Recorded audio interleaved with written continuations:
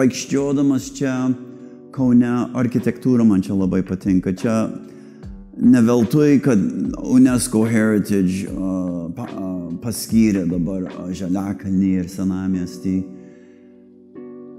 Apstulbino. Aš pradėjau šį rytą po sporto salės 6 valandą ryte. Aš Boltą nuvažiavau iki Laisvės alėjos ir aš atėjau čia pėsčiomis iki KTU. Ir koks vaizdas, pradedant nuo ten ir Putvinskio gatvė ir tada ta Kauko alėja, ir eina ir žiūri ir viens gražesnis už kitą, viens įdomesnis už kitą. Ir lipu į kalną ir viskas, ir tada Žaliakalnis, wow, tai toks.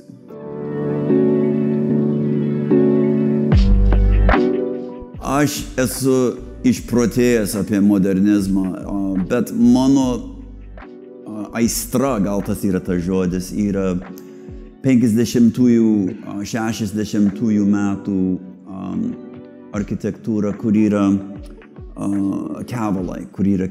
Ir ypač jį buvo hiperbolinės parabolės. Tai Palm Springs kaip tik yra vienas iš geriausių rinkinių to laikotarpio, nuo 55 iki 60, sakykime, 9 kažkas. Tai tas man yra modernizmas. Jūsų modernizmas yra truputį kitoks, ankstyvesnis. Ir jūs šitą geriau suprantat negu aš. Po Art Nouveau ir tos apdailinimo buvo supaprastėjimas, ar ne? Kad būtų įsireiškia ir horizontalumas, bet ir apvalumas, bet subtilus, ne kaip mano kevalai, bet balkonai, pavyzdžiui, arba apvalūs langai, ar ne? Tai tokie subtilūs namų detalės, kurios yra labai brangios. Ir ypač tarp pirmo ir antro pasaulinio karo, kad miestas savo planavimu, ir jūs šitą geriau suprantat negu aš, savo planavimo, modernizmo principus išsireiškė taip greitai. Todėl ir tas UNESCO pripažino. Čia yra labai svarbus dalykas Europoje. Yra labai daug modernizmo Europoje, bet kad miesto masteliu įgyvendinti tuos principus, čia yra unikalu. Ir aš labai džiaugiuosi, kad laimėjome tą pripažinimą. Aš pilnai nesuprantu, ką tas reiškia, kas bus ateityje, bet liuks.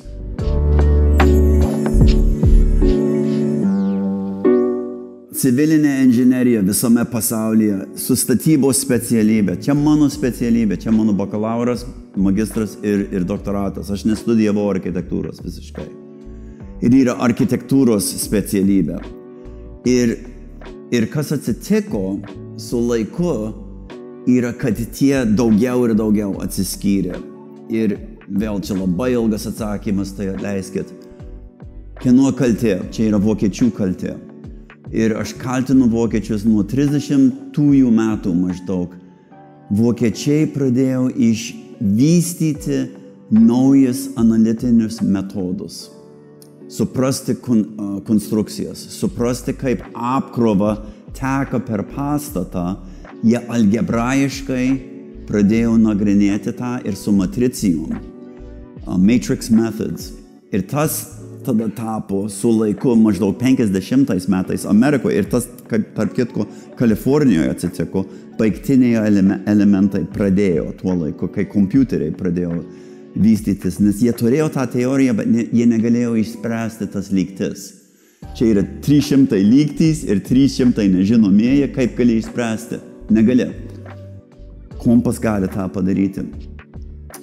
Ir iki 60-ųjų metų, aš sakyčiau, gal net ir iki 70-ųjų metų buvo dar tas slengstis čia, kad buvo ir tas disciplinas, matematiškas galvojimas ir tas meniškumas, tas mąstysena, menininko mąstysena. Ir čia, šitame slengstyje, viskas, kas įdomu, atsitinka tik tai čia, mano akim. Ir mano pačiam universitete iki 82 metų pirmi 2 metai architektūros inžinerijos fakultete buvo lygiai tas pats, ar jūs studijuojat architektūrą, ar jūs studijuojat inžineriją. Lygiai tie patys kursai.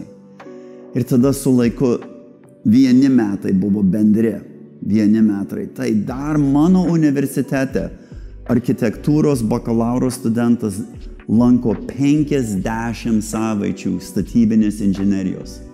50 savaičių. Šiandien mano studentai, inžinerijos studentai, lanko 30 savaičių architektūrinės studijos, kaip šitoje erdvėje. Ir tas kursas, kur mano studentai lanko architektūrai, nėra architecture light, kažkoks lengvas, jis yra lygiai tas pats, ką jie studijuoja. Ir man tas yra super svarbu. Ir yra lengva to nedaryti.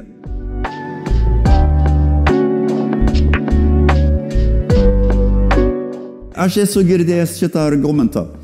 Man reikia laisvės. Gerai, aš sakau, įsivaizduokit šitą scenario, angliškai, šitą sceną. Aš jums sakau, darykite dizainą kėdės. Kėdę suprojektuokit. Ir jūs žinot, kad Gropius ir Mies van der Rohe ir Corbusier sakė, pats sunkiausias dalykas yra suprojektuoti kėdę, ar ne? Jūs tą žinot. Gerai, aš negaliu. Gerai.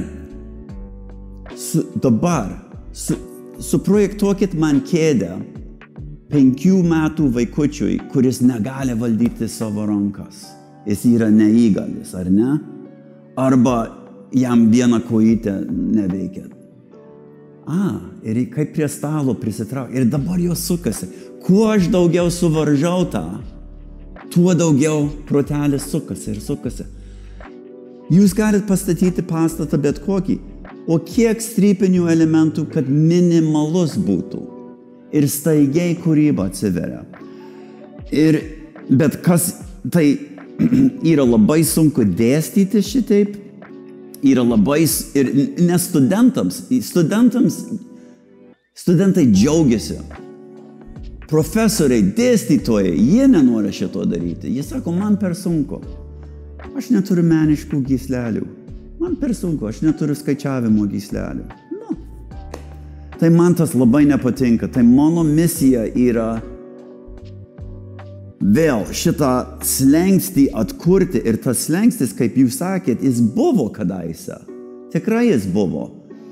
Ir galim sakyti, kad gotikos katedros buvo angliškai ta master builder, tas kur viskas suprato. Ne tik apskaičiavimus, ne tik design, bet ir pačią statybą. Kaip pastatyti tą dalyką. Tai čia yra labai svarbus klausimas ir jeigu aš galiu dar vieną mintį pridėti, mano manymo yra beviltiška kova, jeigu mes naudojam per prievartą sakyti, kad jūs, Eglė, turite išmokti visas šitas matricijas ir algebrainės formulės ir jūs, Viktorai, turit išmokti piešti ir akvarelės naudoti ir aliejum tepti ir spontaniškai portretą nupiešti. Tas yra neįmanoma. O koks yra atsakymas? Atsakymas yra geometrija. Per geometriją mes visi galim kalbėti. Nes geometriniai būdai nereikalauja to algebrainio supratimo. Jie atskleidžia 3 dimensijų formos moment ir visi mėgsta geometriją. Visi myli geometriją. Tai mano šitą 3 knygą vadinasi geometriniai būdai apskaičiuoti, kaip apkrova teka per pastatus. Ir aš dalį sukūriau pats, jis nebaigė mano universitetą, aš baigiau Wisconsino, University of Wisconsin, mano doktoratas, ir jis ten pradėjo, Madison, Wisconsin, ir ta jo pirma ateljė buvo Taliesin, tai yra Wisconsin. Tai yra du Taliesins, vienas yra Wisconsine ir kitas yra pietvakaruose Amerikoje. Tai aš labai gerbiu jo darbus, aišku, jis yra herojus, architektas. Jo statybos, ta mąstysena nesireiškia labai jo pastatuose, pavyzdžiui, Falling Water yra labai prastas pastatas iš racionalizmo atžvilgiu. Ja reikėjo remontuoti tuoj pat, bet statydamas ten reikėjo remontuoti ją. Nes ta gembė nebuvo racionali, visiškai neracionali. Bet jis padarė dizainą vienos mylės, kuri yra 1,6 kilometrai dangoraižio. Ir jis tik skizą padarė. Ir čia yra super racionali idėja iš geometrinio atžvilgio. Teisingai.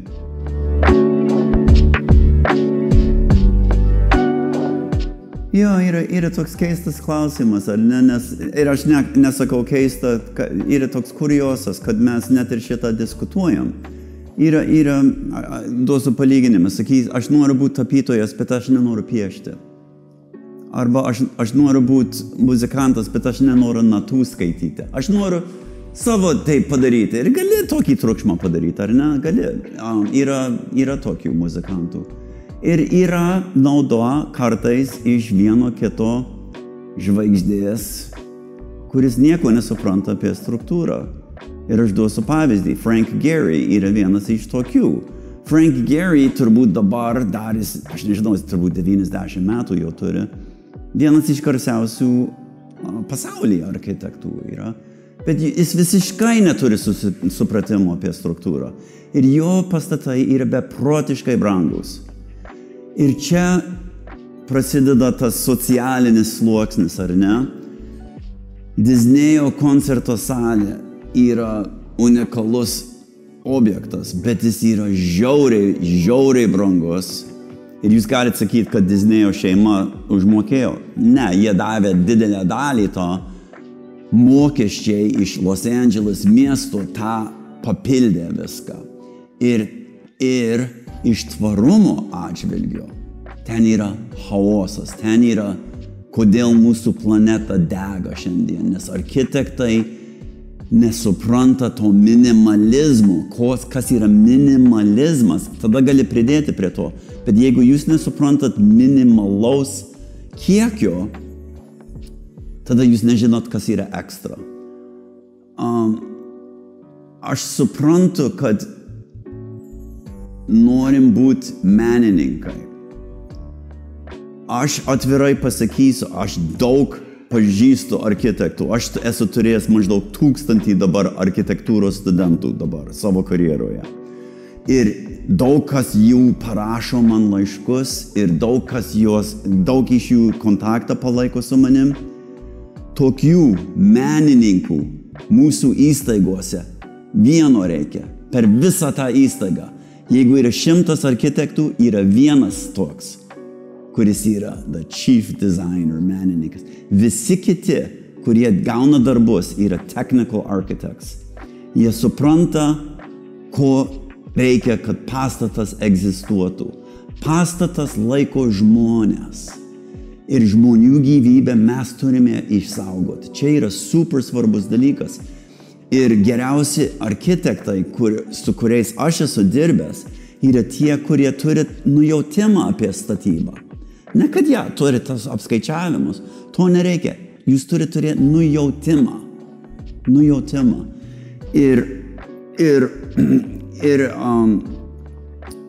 Ir sakyti, pavyzdžiui, kad aš esu dantistas, bet aš neturiu žinoti, nieko nenoriu žinoti apie kraują, pavyzdžiui, ar ne? Negali ignoruoti to daikto. Net ir skulptorius turi suprasti šiek tiek apie statybą, ar ne? Kad jis nenukristų. Bet jeigu šitas daiktas nukris, jis manęs neužmuš.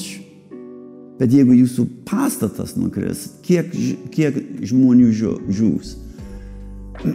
Tai čia yra mitologija, čia yra vaikų pasaka, kad gali būti architektas ir nesuprasti to.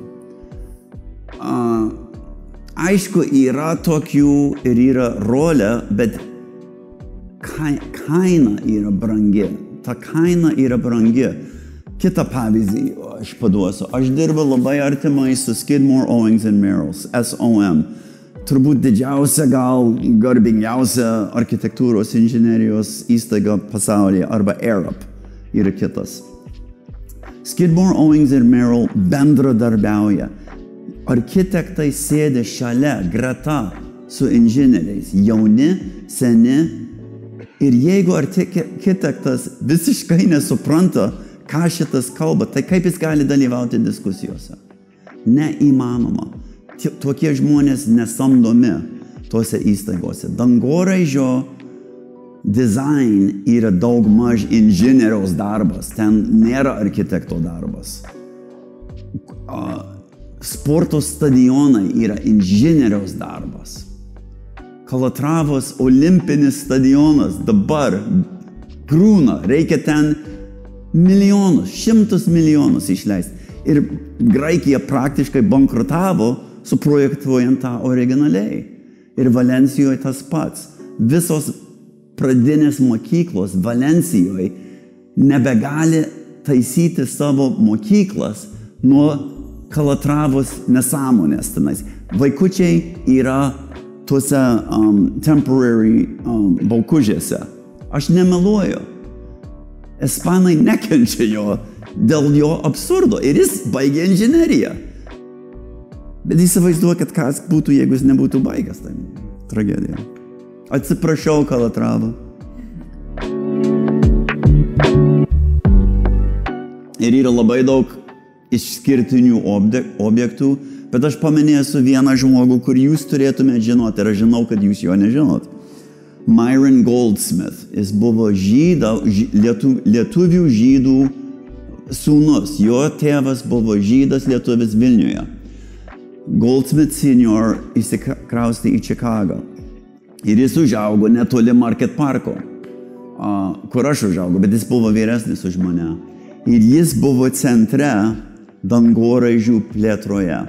Myron buvo dizaineris of the Farnsworth House, Mies van der Rohe's Farnsworth House, antras garsiausias pastatas Amerikoje, namas.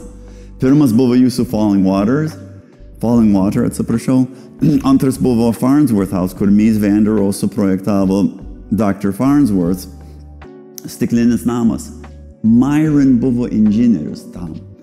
Myron buvo inžinierius dėl gelžbetono pirmieji pastatai, kur buvo 50 aukštų, 60 aukštų, 80. Myron Goldsmith ten buvo. Jis turėjo licenciją ir architektūros, ir inžinerijos. Jis suprato pilnai abi dalis, bet jis prisistatė save kaip architektų. Ir jis dirbo su Bangladešio inžinieriu Fazlur Khan. Ir Khan buvo genijus, jis buvo herojus. Ir jis sakė, mano visi darbai yra dėka architektų. Ir čia buvo perdėjimas, jis buvo ekstra mandagus. Tai jis buvo chief designeris John Hancock pastato, kuris yra mano mėgiamiausias dangoraižis Čikagoje, kuris buvo aukščiausias pasaulyje pastatas 67-8 metais. Fazlur Khan buvo chief designeris The Sears Tower, kuris tada nugalėjo John Hancock, buvo aukščiausias pastatas visame pasaulyje. Ir dabar Bill Baker, nes Fazlur Khan numirė, Bill Baker perėmė tą rolę ir Bill Baker dirbo su Myron Goldsmith. Jie kartu dirbo. Ir Bill Baker yra the chief designer of the Burj Khalifa, pasaulyje aukščiausias dangoraižis. Ir Bill Baker buvo mūsų paskaitose jau 2 sykius, aš pasakoju vakar. Jis atėjo į mano studiją su mano ketvirtokais ir jis kritikavo jų dizainą. Jūs galite įsivaizduoti, kaip jie drebėjo. Bet jis dirba su architektais, greta. Ir jo pagarba yra nuoširdė. Bet jo mąstysena yra inžinieriaus mąstysena. Tai čia trys tokie siūleliai, bet labai įdomu, kad prasideda su Vilniumi, su Lietuva, ar ne?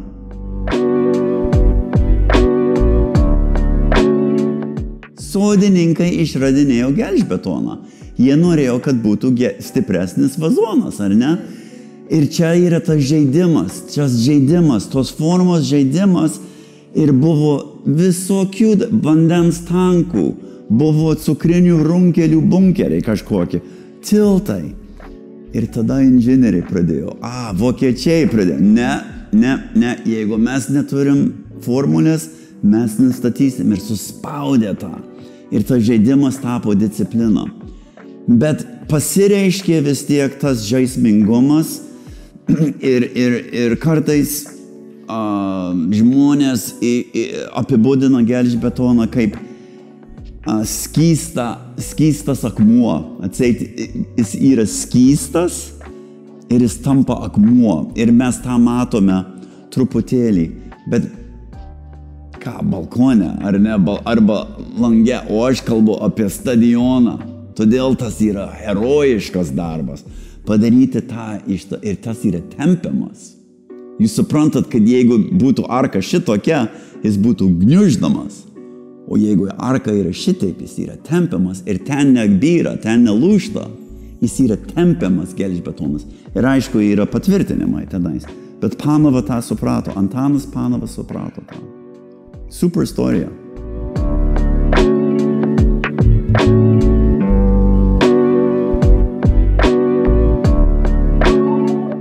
Mes žinom tiksliai, kaip jie tą padarė. Buvo iš kitų planetų astronautai atėjo. Tai, aišku, aš juokauju. Kodėl mes tiksliai žinom, nes buvo katalikų bažnyčios ir gal protestantų šiek tiek, bet daugmaž katalikų. Ir yra rekordai, yra knygutės. Liko masonai laikė užrašus ir jie buvo slapta organizacija, taip kaip masonai yra šiandien slapta uždaryta organizacija, bet jie buvo meistrai ir jie keliavo per Europą su savo žiniomis. Ir mes turime tas knygas, egzistuoja tos knygos. Iš graikų laikų, pavyzdžiui, arba dar anksčiau, mes neturim jokių užrašų, nei vieno, bet iš gotinio laikotarpio, ir aš kalbu apie 15 šimtmečio pabaiga, 16 šimtmečiai, mes turim knygas. Ir atsakymas yra, drumroll, reikia drumroll, geometrija, buvo geometrija. Viskas buvo geometriniai principai. Ir jie padarė klaidų. Buvo Amien katedra. Ir vėl nemeluoju, bet Viktoras žino, kad aš labai dramatiškas. Velykų rytą per šventas mišias sugriuvo. Ne visa bažnyčia, bet virš altoriaus sugriuvo. Ji buvo per aukšta ir per plona. Kodėl? Buvo konkurencija tarp tų miestų. Mano katedra yra aukštesnė negu jūsų katedra. Mano katedra. Ir jie bandė. Ir čia yra labai, ne kad lengva, bet yra paprasta. Yra 2 dimensijų, aš galiu nubraižyti jums, yra 2 dimensijų principas. Ir tas principas yra lengviausia pasakyti, paimkit grandinėlę. Ir jeigu grandinėlė iš savo svorio turi tokią formą, ta forma yra parabolė, ji nėra pusratis, ar ne? Bet jeigu yra apkrova, taškinė apkrova ant grandinės, tai ta forma keičiasi, ar ne? Jūs galite įsivaizduoti, čia apkrova, čia didesnė apkrova, ir jie tą darė ir apvertė. Tai sušaldykite tą vaizdą, kad jis sustingtų, ir apverskite. Ir nėra lankstumo, jis nesilanksto, jis yra 100% gniuždomas, no tension, pure compression, nes čia buvo akmeninės struktūros ir jį negali tempimo palaikyti. Negali, absoliutiškai. Aš perdedu truputį, gali ten šiek tiek ir jeigu vienas plyšys atsidaro, tai nereiškia, kad viskas sugrūs. Bet jie tą suprato iš geometrinio pobūdžio, bet pavyzdinių būdų. Tai atseit, Škotijoje mes padarėm taip, jie įrašė, nueinam į Londoną, padarom taip, nueinam į Briuselį, tie patys žmonės. Ir jie pasidalino tuos užrašus. Ir tada 19 šimtmetį tas codification pradėjo atsiteikti. Mes pradėjom suprasti tą junginį tarp tos grandinėlės, jos formą ir apkrovos. Ir mes pradėjom suprasti tą. Ir čia labai gilios mintys ir vėl atskira paskaita, bet aš nežinau, ar kiek tęsti toliau, ar jūs galite iškirpti šitą, bet buvo kai kurie žmonės, kurie tą pradėjo, tie masonai galvojo 2 dimensijose, ne 3. Kai kurie buvo pavyzdžiai, jeigu Kevalas buvo, bet buvo vienas genijus James Clerk Maxwell, kuris pradėjo galvoti 3 dimensijose ir jo paslaptys dar šiandien negalim suprasti. Tai tas formas mes galim suprasti, bet tas meistriškumo, kaip jie išpjovė tuos akmenis, nes jos yra 3 dimensijų pjūviai, yra super komplikuota, net ir šiandien turbūt mes negalim padaryti. Su robotais mes galim, bet be robotų aš nemanau mes galim.